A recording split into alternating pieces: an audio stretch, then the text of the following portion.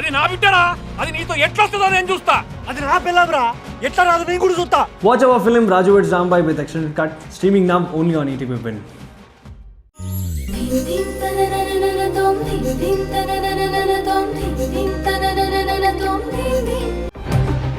అది గ్రీష్మ నా పరిస్థితి.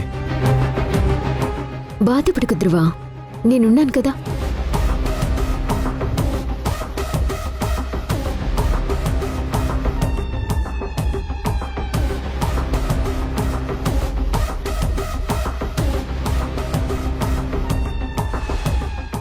వసుంధర, ధ్రువ పెళ్ళైన దగ్గర నుంచి నీతో ఇలాగే ఉంటున్నాడా? ఇంకా నువ్వు కార్తీక్ని మర్చిపోలేదా? ఒక ఇంటికి కోడలిగా వచ్చి పరాయి మగాణ్ణి గుర్తు పెట్టుకొని మనసులో ఉంచుకునే సంస్కారం నాకు మా నాన్న నేర్పించలేదు. నువ్వు కాఫీ తాగు.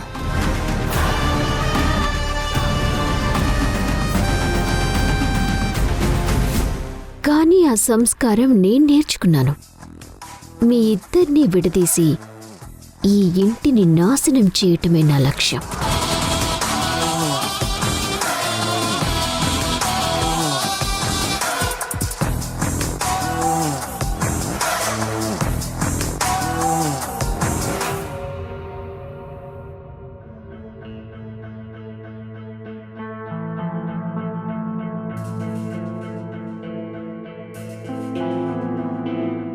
ఆ రోజు నువ్వు చెప్తుంటే నా బుర్రకెక్కలేదమ్మా. ఈరోజు నేను నీకు చెప్తుంటే నీ బుర్రకెక్కడం లేదు. నాకు అనుభవం అయ్యింది. నేను ఏడుస్తున్నాను, నీకు అవని అమ్మా. అప్పుడు నువ్వు కూడా నాలాగే ఏడుస్తూనే ఉంటావు.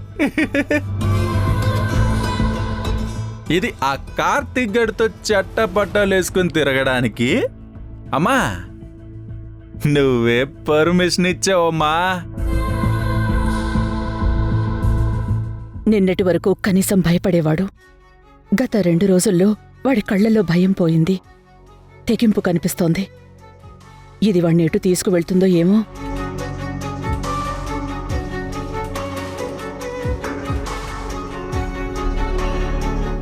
Good morning Mallika. Good morning. కూర్చోండి.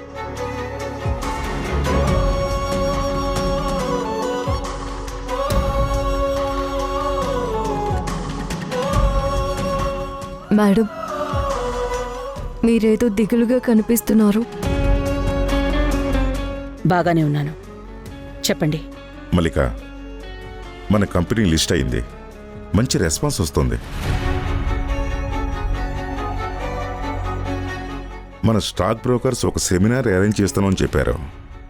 దానికి మన కంపెనీ నుంచి కూడా ఎవరైనా రిప్రజెంట్ చేస్తూ పంపిస్తే బాగుంటుంది అంటున్నారు. వాళ్ళు ఇన్వెస్టర్స్తో డైరెక్ట్గా మాట్లాడొచ్చు. ఎవరిని పంపిద్దాం?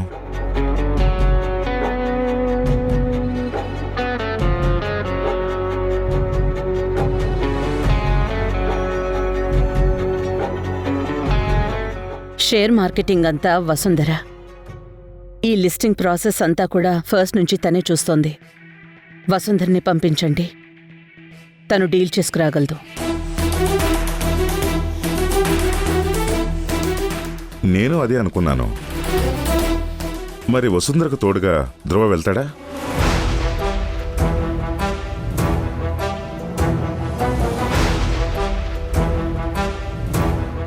కార్తీక్ని పంపించండి.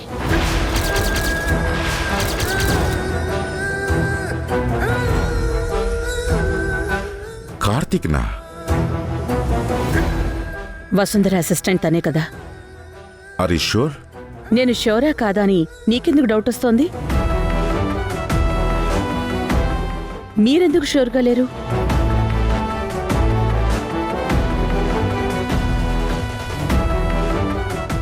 వసుంధర మేడం, రేపొద్దున్నే మీరు బయలుదేరుతున్నారు. ఈ మీటింగ్ మనకి చాలా ఇంపార్టెంట్. దీన్ని కూడా సక్సెస్ఫుల్గా హ్యాండిల్ చేస్తావని నమ్ముతున్నాను. You may leave now.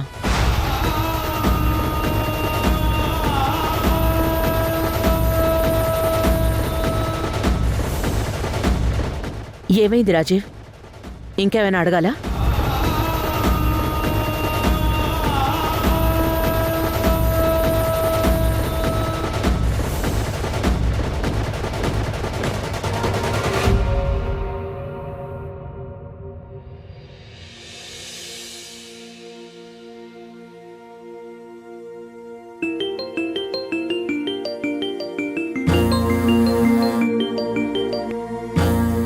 చెప్పు కార్తీక్. రాజీవ్ సార్, ఒక 5 నిమిషాలు మీతో పర్సనల్గా మాట్లాడాలి. మాట్లాడొచ్చా? చెప్పమ్మా. ఆఫీస్ పని మీద నన్ను వసుంధరని ఒంటరిగా హైదరాబాద్ పంపించడం ఏంటి సార్? ఇదేదో నాకు చాలా విచిత్రంగా ఉంది. పొద్దుటి నుంచి వసుంధర చాలా టెన్షన్ పడుతోంది. తను మీ మాట కాదనలేక అసలు ఏం జరుగుతుందో అర్థం కాక నరకం అనుభవిస్తోంది సార్.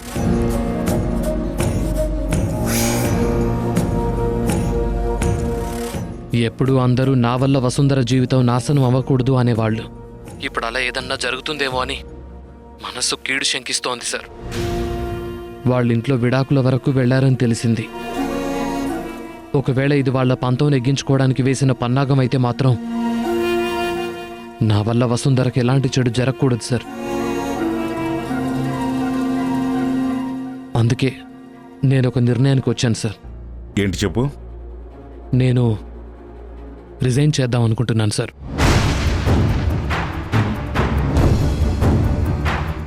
కార్తీక్, ఏం మాట్లాడుతున్నావు? సార్, దయచేసి నా రిజిగ్నేషన్ని యాక్సెప్ట్ చేయండి.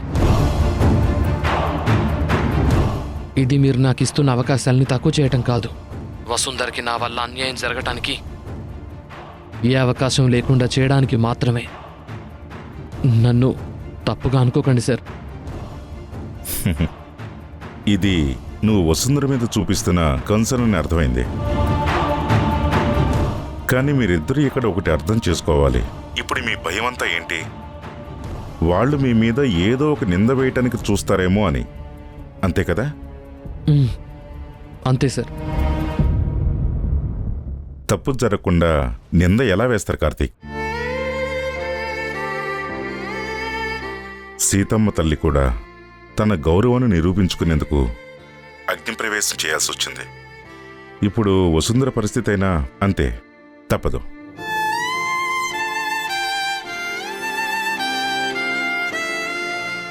తన చుట్టూ మంటలు దహించి వేస్తున్నా తప్పదు, అడుగు వేయాల్సిందే.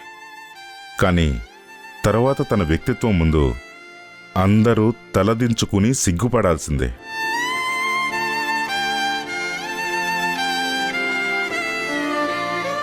మీ ఇద్దరినీ ఒంటరిగా పంపించటంలో వాళ్ళ ఆలోచనలో వక్ర బుద్ధి లేకుండా ఉంటుందని నాకైతే నమ్మకం లేదు.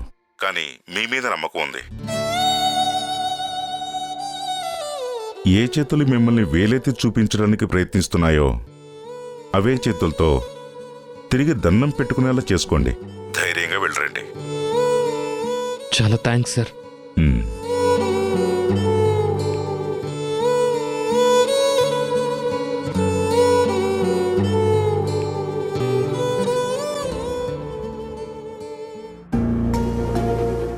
అగ్నిప్రవేశం తర్వాత కూడా రాముడు సీత కలకాలం కలిసుండలేదు డాడ్. కాలం విడదీయాలని అనుకుంటే ఎంత కావాలనుకున్నా విడిపోతారు. అంతే, ఆ కాలాన్ని నేనే. డాడ్, వాటర్ కావాలంటే తాగండి, ఇక్కడ పెట్టాను. అలాగేమ్మా, థ్యాంక్ యూ.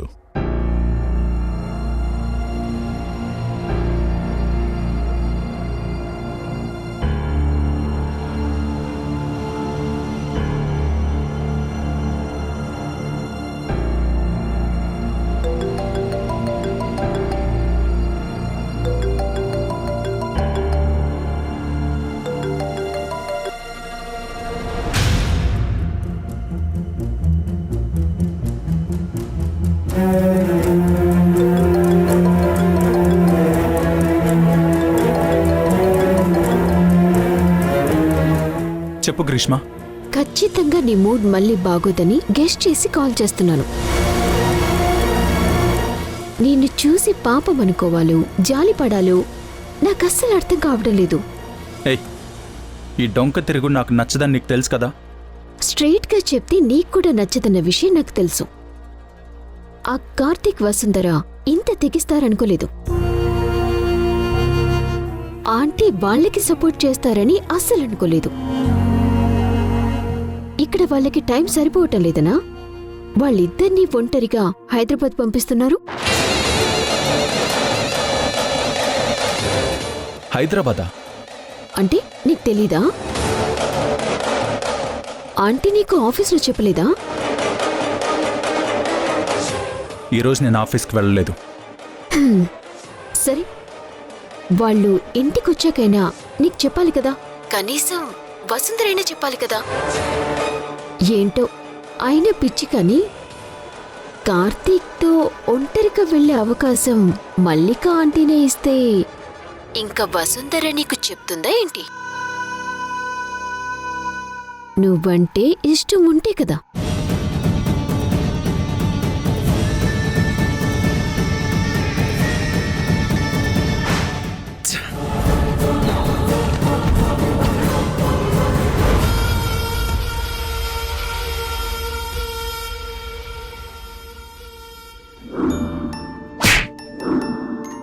ఈ డివోర్స్ పేపర్స్ మీద సంతకం పెట్టు.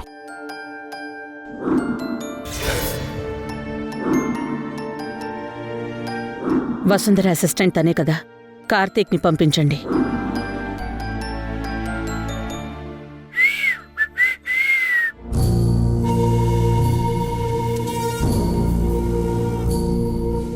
వసుంధరా, నన్నేమైనా హెల్ప్ చేయమంటావా? హైదరాబాద్ వెళ్తున్నావు అంట కదా, అదే నీ ప్రియుడితో. నీ పనే బాగుంది వసుంధరా. దొంగ చేతికే తాళం ఇచ్చినట్టు మా అమ్మ మీ ఇద్దరికే ఈ బాధ్యత అప్పగించి వెళ్ళి రమ్మంది. నన్ను కంపెనీ వెళ్ళమంది, నేను వెళ్తున్నా. మీకేమైనా అనుమానాలుంటే మేడంతో మాట్లాడండి. బాగానే సర్దుతున్నావు. రేపు రాత్రికి అక్కడే స్టేనా?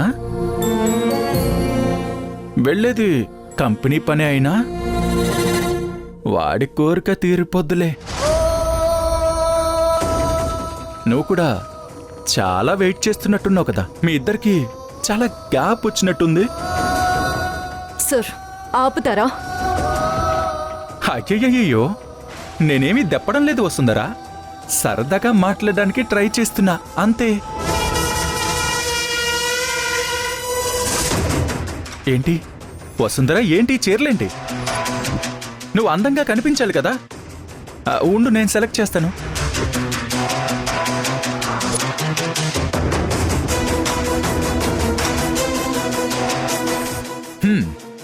అరే,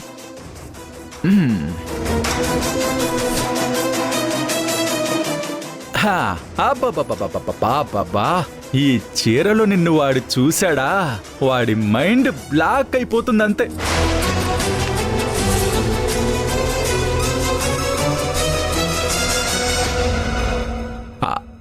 అవును, నువ్వు ఇంకొకటి మర్చిపోయినట్టున్నావు.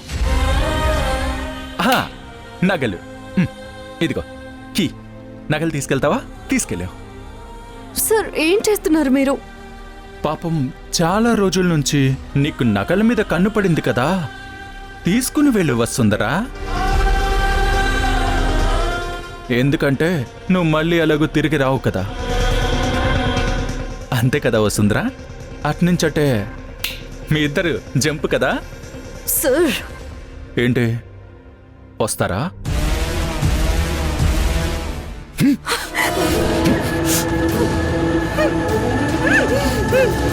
నీకు నా డబ్బులు కావాలి, నా కంపెనీలో పొజిషన్ కావాలి, నా ఆఫీస్లో క్యాబిన్ కావాలి, కానీ నేను మాత్రం వద్దు. అంతే కదా? తిరిగొచ్చావంటే చంపేస్తాను.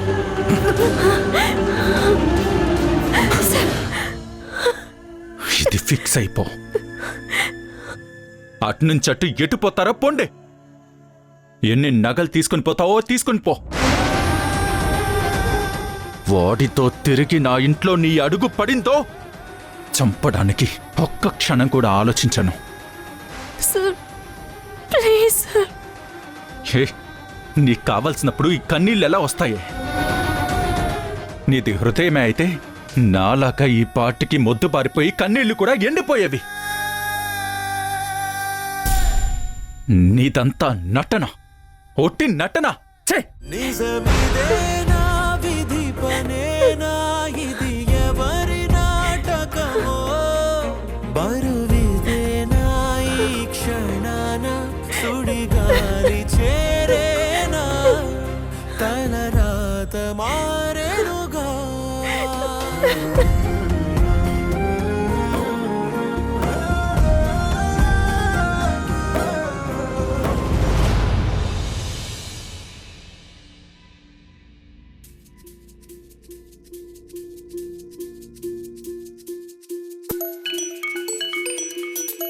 ఒకసారి ఇది పట్టుకో.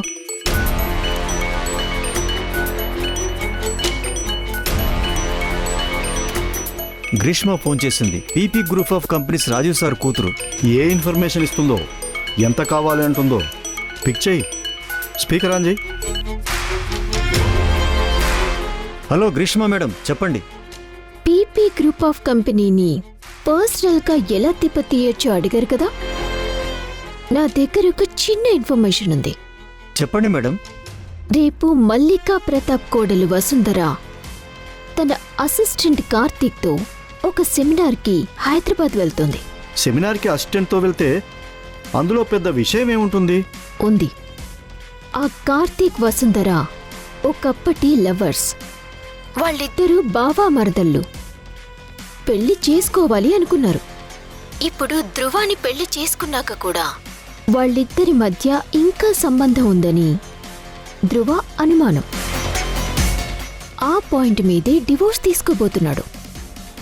మంచి పాయింటే ఇది. ఇది మీకు ఖచ్చితంగా న్యూసే. ఒకవేళ కాకపోతే న్యూస్గా ఎలా మార్చాలో ఆలోచించుకోండి. వాళ్ళిద్దరి ఫొటోస్ మీకు పంపిస్తాను. ఎంత కావాలి మేడం? ముందు మీరు ఈ న్యూస్ని క్యాష్ చేసుకోండి. ఇది మీకు ఎంత బెనిఫిట్ చేసిందో దాన్ని బట్టి నాకెంత క్యాష్ కావాలో చెప్తాను.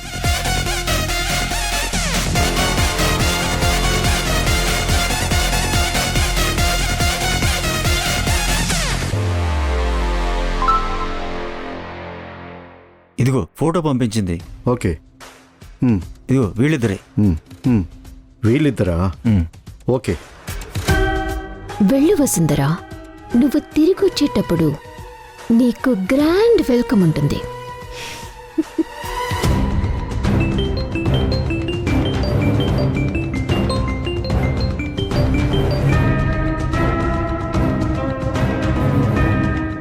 మీకు ఒక 2 ఫోటోలు పంపిస్తున్నాం.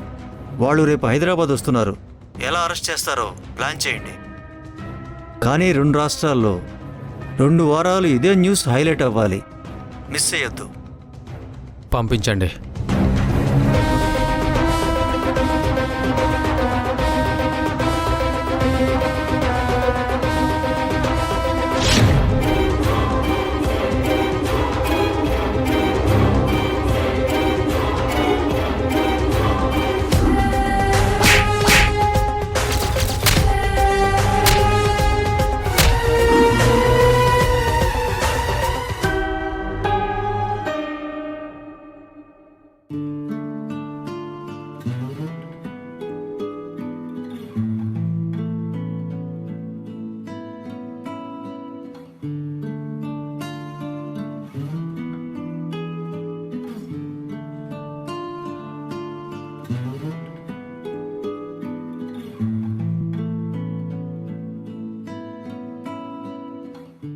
ఎన్ని నగలు తీసుకుని పోతావో తీసుకుని పో.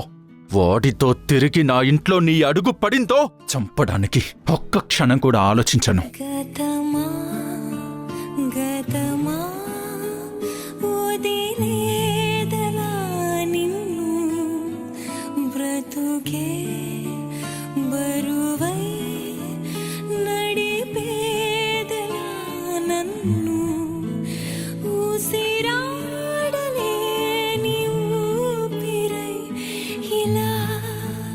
మిగిలున్నా కొనసాగ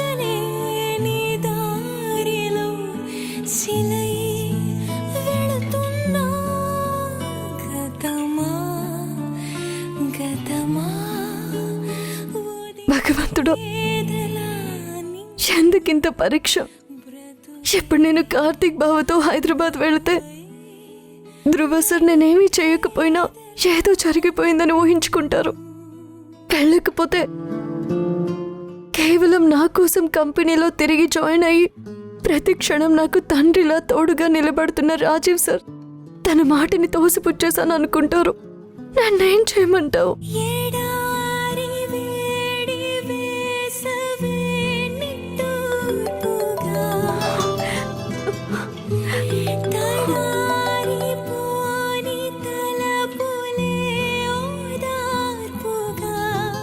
రెడీగా ఉన్నాను బాబాయ్, వస్తున్నాను.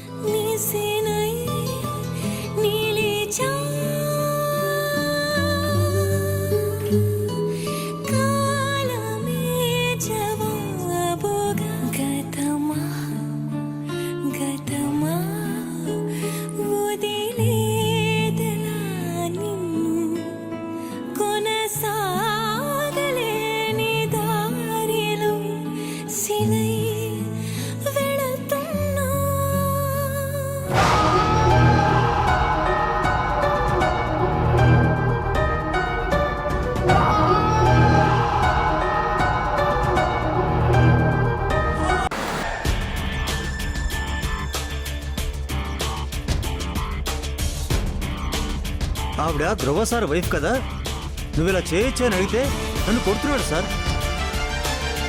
వాళ్ళు చెప్పినవన్నీ నిజమనటానికే నీకు మొగుడు సరిపోవడం లేదంటే